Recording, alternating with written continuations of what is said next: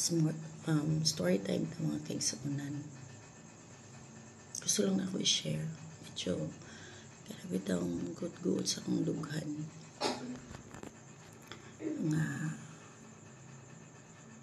kinang idawon po ka ba? Kabaluman jud ko nga pobre jud ko. Pobre ko sa una. Hangtod karon gani pobre. Pero kung kuan pa, looking back, dili na gyud inanak gyud. Okay? Nag-remember ko sa una, malipay na kaay mi o makapalit mi o gatas. Feeling na ko dato namin kung makapalit o gatas. Pero karon makapalit na gyud mi o gatas. Palitan na ako kung mga anak ko gatas.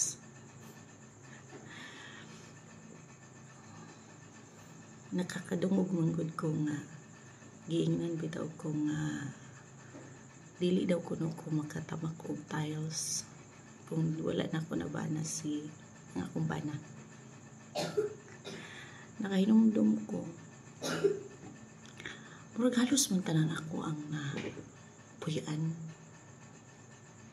Nakatalis man ilang balay, pero atong panahon na working student ko, talis ilang balay, nindot ilang balay, pero sige nagigugat na mag tiles. Pero in serious note mga kaigsuunan, no, nag-eskwela ko nga ako ra ginagasta sa akong kaugalingon pagka-college. But of course, sa elementary ang akong mga ginikanan. Pa-eskwela Manila sa akong mga igsuon. Pero, anak nga time, wala pa may bayad kay sa public school man. Sabi niya akong matawi. Unya, pag high school po na ako, mission school to siya sa among adapit. Pero wala po ko'y bayad kay basta arang-arang daw po ng utok. During itong time, mga first owners ko nung walay bayad. So, 100% wala ko'y bayad. Unya, kaya nabitang during po na nga time, daghan kayo ang gihelp sa mo tungod lagi po sa mga kapobrehon nga nakita nila nga deserving man tabangan. So, with kamo ang mga food, doon ay mga friends nga nagtabang sa kauban sa akong sister. Dili na nako isa-isahon pa kay dugay na kayo atong storyana. Pero karon daghan kayo ang nahitabo sa akong kinabuhi. Nag-graduate ko sa pag-eskwela. Pinagis akong pagpaningkamot.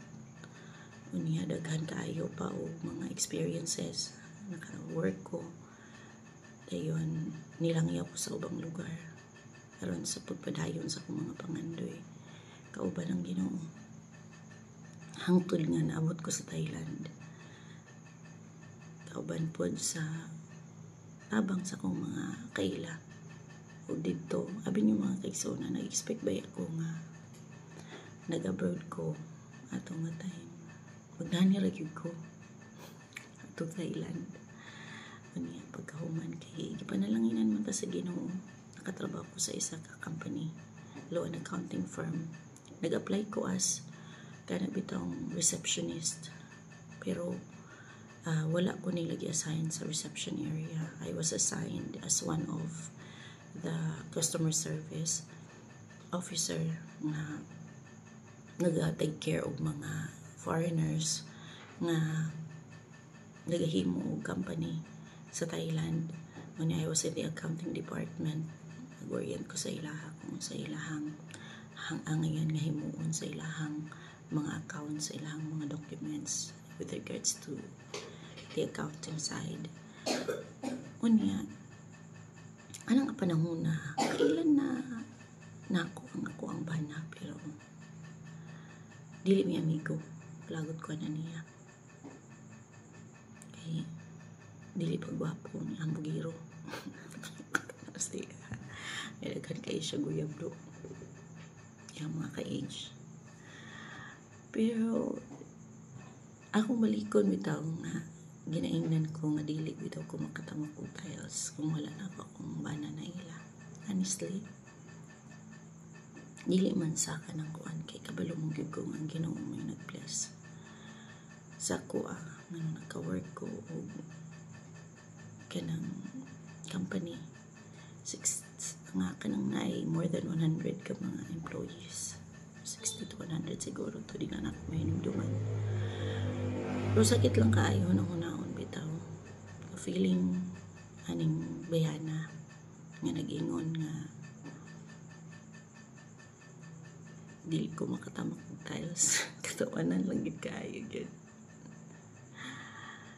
Kung dili tungod sa ko ang bana, dahil bisan pa og kanang dili na ako mabana ang kani akong bana, bisan pag di ko maminyo dahil mas daghan pa kayo ko mahimo sa ako ang kinabuhi.